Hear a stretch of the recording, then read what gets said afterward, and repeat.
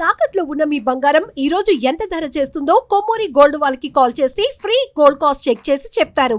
శ్రీమాత్రే నమః. అందరికీ నమస్కారం అండి. సుమన్ టీవీకి స్వాగతం. నేను గీతాంజలి. ఇవాళ మనతో పాటు ఉన్న అతిథి శ్రీ విద్యా ఉపాసకులు, అమ్మవారి మార్గంలో నడుస్తూ ఎంతో మందికి మంత్రోపదేశం చేసి, ప్రధానంగా లలితా సహస్రనామం కావచ్చు, సౌందర్య లహరి, కనకధార, ఇలా అమ్మవారి స్తోత్రాలు ఏవైతే ఉంటాయి ఇవన్నీ కూడా భక్తులకి నేర్పిస్తూ ఉన్నారు. విశేషంగా అమ్మ గురించి ఎన్నో ముఖ్యమైన విషయాలు మనకు తెలియజేస్తారు. అయితే ఈ శ్రావణ మాసంలో ఎన్నో విషయాలు, మనకున్నటువంటి సందేహాలు నివృత్తి చేయడానికి మనతో పాటు ఉన్నారు అమ్మ గీతా కుమారి గారు. వారితో మాట్లాడదాం. అమ్మ నమస్కారం. శ్రీ గురుభ్యో నమః. శ్రీమాత్రే నమః. నమస్తే అమ్మా. అమ్మ, శ్రావణ సోమవారం చాలా విశేషమని అంటారు. అంటే శ్రావణ మాసంలో లక్ష్మీ అమ్మవారికి, మంగళగౌరికి ఎంత విశేషంగా మనం పూజలు చేసుకుంటామో, శివయ్యకు కూడా అదే విధంగా ఆరాధన చేస్తారు. చాలా మంచిది అంటారు. ఉత్తర భారతంలో చాలా బాగా జరుగుతుందని కూడా చెప్తారు.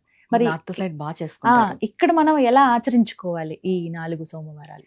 శ్రావణ సోమవారాలు ఎలా ఆచరించుకోవాలి అంటే, మనకి ఇంతకు ముందు చెప్పుకున్నట్టు నార్త్ సైడ్ ఎలా చేస్తారంటే, ఉజ్జయిని ఉంది కదమ్మా మనకు క్షేత్రము. ఉజ్జయిని క్షేత్రంలో అన్నంతో అభిషేకం చేస్తారు ఈ శ్రావణ మాసంలో. ఉజ్జయినిలో ఈవినింగ్ టైం హారతి కూడా ఇస్తారు స్వామికి. ఉదయం భస్మారతి ఇస్తారు తెల్లవారుజామున. దానికి లేడీస్ అలవ్ లేదు. 3:30 ఆ టైంలో ఓన్లీ జెంట్స్ మాత్రమే అలా ఉంది. ఈవినింగ్ అందరికీ అలా ఉంది. కానీ అక్కడ అన్నంతో అభిషేకం చేస్తారనమాట స్వామికి. ఈ సోమవారాలే శ్రావణ సోమవారాలు.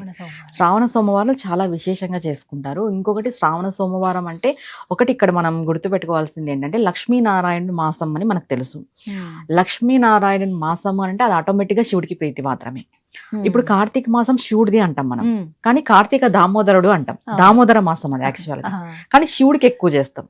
శ్రావణ మాసం లక్ష్మీది అని చెప్తాం, కానీ శివుడికి ఎక్కువ చేస్తాం. ఎందుకంటే ఒక నారాయణుడు ఉన్నాడు అంటే అక్కడ ఆటోమేటిక్ గా శివుడు ఉంటాడు, శివుడు ఉన్నాడు అంటే అక్కడ ఆటోమేటిక్ గా నారాయణుడు ఉంటాడు. వాళ్ళకి భేదం లేదు, చెప్పకూడదు కూడా.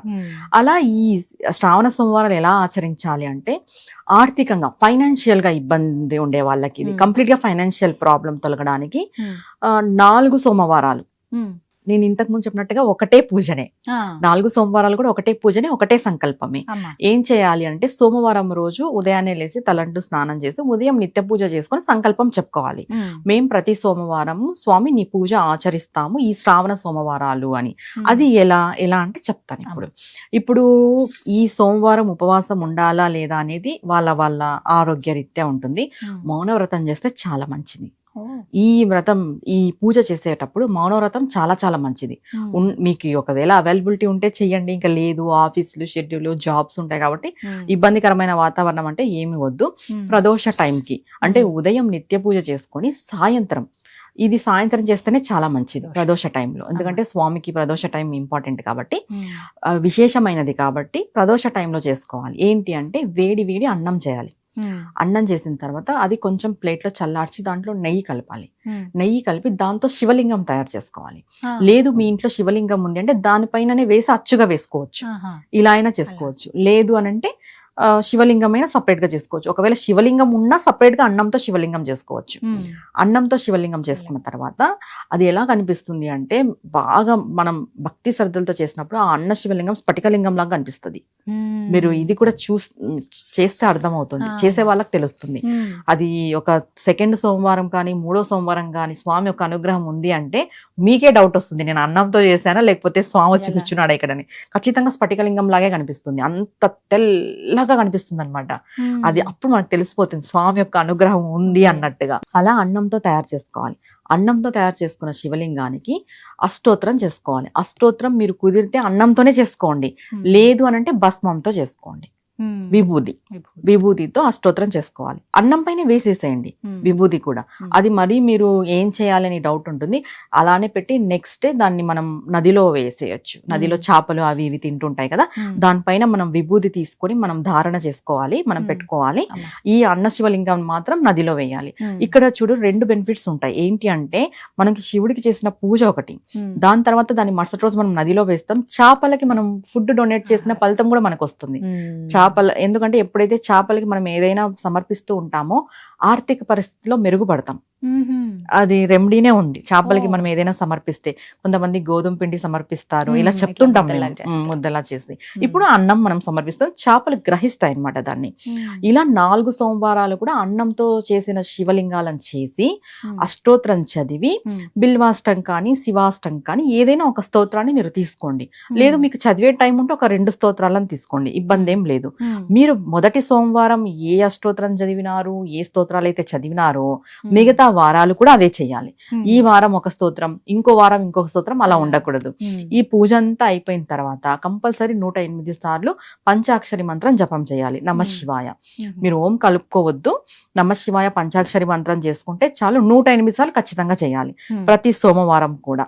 ఈ మొత్తం పూజ అయిపోయి హారతి అంతా ఇచ్చేసిన తర్వాత స్వామి ముందు కూర్చొని ఈ పంచాక్షరి మంత్ర జపం అయిపోయిన తర్వాత మరి ఇంకొకసారి మీ సంకల్పం చెప్పుకొని ఇదే సంకల్పం 4 వారాలు కూడా కంపల్సరీ. ఆర్థిక పరిస్థితిలో ఇబ్బంది ఉండే వాళ్ళు ఇది చేసి చూడండి, మీకు కంపల్సరీ డోర్స్ అనేవి ఓపెన్ అవుతాయి.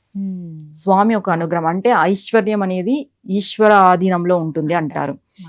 ఈశ్వరేచ్ఛ, మనం ఎంత ఐశ్వర్యం అనుభవిస్తున్నాము, ఎంత సుఖం అనుభవిస్తున్నాం, ఎంత భోగం అనుభవిస్తున్నామని ఆయన ప్రసాదిస్తేనే మనం అనుభవిస్తున్నాం.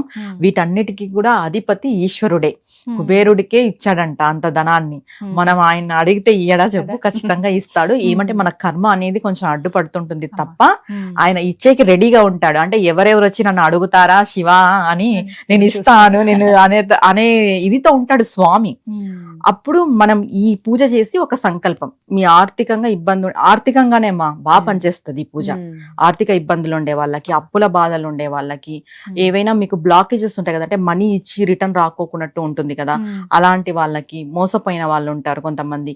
అంటే ఒకటి ఏంటంటే మనీ ఇచ్చిన వాళ్ళ నుండి రిటర్న్ వస్తుందో లేదో తెలియదు, కానీ మీకు డోర్స్ ఓపెన్ అవుతాయి. ఇప్పుడు ఏదైతే మీరు లాస్ లో ఉంటారో అది ఇదైపోతుంది అనమాట, కంప్లీట్ అయిపోతుంది. ఆ లాస్ అనేది ఏదో ఒక విధంగా మీకు ధనం రావడం అనేది జరుగుతుంది. ఇచ్చిన వాళ్ళు ఇవ్వకపోయినా కూడా ఈ మనీ బ్లాకేజెస్ కంపల్సరీ తొలగిపోతాయి, రూట్స్ మనకి కనిపిస్తాయి. కంపల్సరీ ఆర్థికంగా మనం మెరుగుపడతామని ఖచ్చితంగా. ఈ సోమవారాలు ఈ పూజ చేసుకోవడం ద్వారా, అన్నంతో చేసిన శివలింగానికి మనం పూజ చేయడం ద్వారా ఇలా శివయ్య ఆరాధన ఈ 4 వారాలు ఇదే విధంగా 4 వారాలు కూడా ఇదే విధంగానే చేసుకోవచ్చు. ఒక్కొక్క మొదటి వారం ఇదే పూజా విధానం, 2వ వారము ఇదే, 3వ వారము ఇదే, 4వ వారము ఇదే. పూజా విధానం అంతా ఒకటే. ఇప్పుడు ఒకవేళ నది మాకు అందుబాటులో లేదండి, ఇంకా వేరే మార్గం పక్షులకి చెట్లలో వేసినా, బయట పక్షులకి వేసినా, ఏదో ఒక దానికి జీవులకి మనం సమర్పించినట్టు ఉంటుందన్నమాట. ఈ ఉపవాసం అనేది వాళ్ళ ఆరోగ్యరీత్యా కంపల్సరీ మాంసాహారం తినకూడదు, బ్రహ్మచర్యం పాటించాలి. మనం ఏ పూజ చెప్పినా, అంటే ప్రత్యేకంగా సంకల్పంతో చేసే పూజలు, వారాలు అని అనుకొని చేసే పూజలు కంపల్సరీ బ్రహ్మచర్యం పాటించాలి, మాంసాహారం తినకూడదు. అంటే ఏకవారంగా చేస్తే అది వేరు, కానీ మనం కొన్ని వారాలు, ఇప్పుడు శ్రావణ మాసంలో 4 వారాలు వస్తాయి, నియమంగా చేస్తాం. నియమం పెట్టుకొని చేసేటప్పుడు ఈ రూల్స్ రెగ్యులేషన్స్ కంపల్సరీ పాటించాలి. నియమ నిష్టలు అనేది మస్ట్ గా మనం పాటించాలి.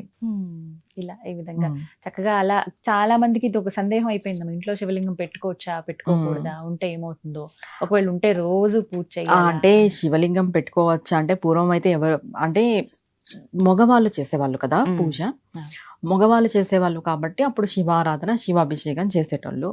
ఇప్పుడు ఏమైపోతుంది అంటే మనం శివలింగం ఆడవాళ్ళు ముట్టుకోకూడదు అని అంటే ఇంకా ఇలా అయిపోతుంది అనమాట. అంటే ఎందుకు ముట్టుకోకూడదు, దేనికి ముట్టుకోకూడదు, కొన్ని ప్రాంతాలలో ఉంది కదా ముట్టుకోనిచ్చేది, అంటే కొన్ని ప్రాంతాల వరకే పరిమితం శివలింగం ముట్టుకోవడం అనేది. మనం శివారాధన చేయాలంటే చిన్న సైజు లింగం పెట్టుకొని చేయాలి. మీరు ఒకవేళ మీకు గురువు ఉండి, మంత్రోపదేశం ఉండి, మీరు అనుష్ఠాన పరులైన అయినప్పుడు మాత్రమే శివుడికి మనం విశేషంగా పూజ చేసే అంత అర్హత మనకు వస్తుంది. మామూలుగా గృహిణులు చిన్న లింగం పెట్టుకోవడం శ్రేష్టం. నా వరకు నేను చెప్పే సలహా ఇదే, చిన్నది. ఇంకొకటి ఏంటంటే ఈ శివలింగాలు మనం కూడా చూస్తుంటాం, ఊర్లలో గుళ్ళకి వెళ్తారు, పోయి శివలింగాల్ని ముట్టుకోవడము, తాకడము, ఆ తల పెట్టడము, ఆ హెయిర్, మీరు అది కాక లూజ్ హెయిర్ తో టెంపుల్స్ కి వెళ్ళడము, ఆ హెయిర్ అంతా ఆ లింగాల పైన పడ్డం, ఇదంతా చాలా చాలా పాపం. చెప్పాలంటే ఎందుకు శివలింగాల్ని ముట్టుకోకూడదు అనేది మనకి శివపురాణంలోనే చెప్పబడింది. కొన్ని చోట్ల మాత్రమే శివలింగాల్ని తాకవచ్చు, కొన్ని చోట్ల తాకకూడదు, తాకకపోవడమే మంచిది. ఇంట్లో పెట్టుకున్న వాళ్ళు చిన్న సైజ్ పెట్టుకుంటే మరీ మంచిది. మీరు అనుష్ఠాన పరులైతే మీరు ఎలాంటి లింగమైనా పెట్టుకొని మీరు చేసుకోవచ్చు, దాంట్లో ఇబ్బంది ఏం లేదు. ఇప్పుడు ఈ శ్రావణ సోమవారాలు కూడా ఇలా ఇంట్లో ఉన్న శివలింగానికి చక్కగా చేసుకోవచ్చు. ఇంట్లో ఉన్న చిన్న చిన్న లింగాలు ఉంటాయి కదా, దానికి పైన అన్నం పెట్టైనా చేసుకోవచ్చు, లేదు మీరు సపరేట్ గా అన్నం పెట్టి చేసుకోవచ్చు. స్త్రీలకి శ్రేష్టమైన లింగం చెప్పబడింది ఏంటంటే పార్థివ లింగం. అంటే ఇప్పుడు మనం అన్నంతో ఎలా చేస్తామో అన్నలింగం చేసుకోవచ్చు.